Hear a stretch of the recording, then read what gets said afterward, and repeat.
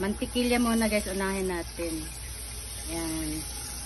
Susunod po natin yung bawang.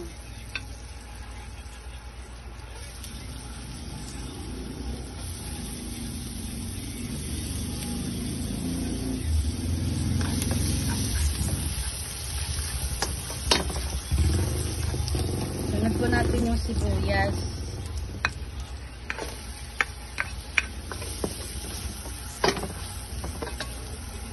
Po, nilagyan ko na rin ng bell pepper. Yan. Lalagyan na po natin yung manok natin. Ito po nakababad na, marinig ko na po kanina sa sa pineapple juice. Yung sabaw ng pineapple chunk natin.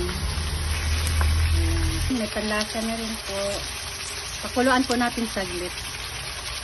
Ayan, lagyan natin ng tapis.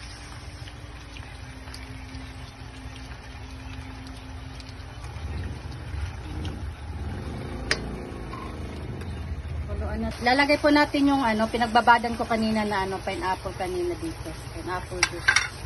Pinagbabadan ko kanina sa manok. Ayan. Pakuluan po muna natin. Guys, lagyan natin ng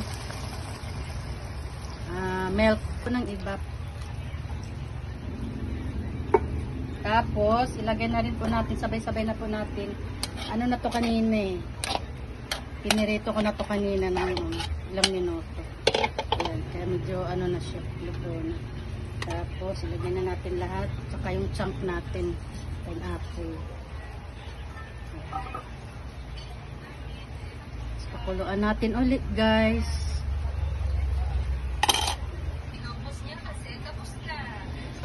Ayan guys.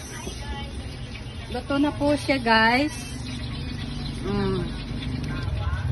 Ayan ang resulta ng natin, pininyang manok.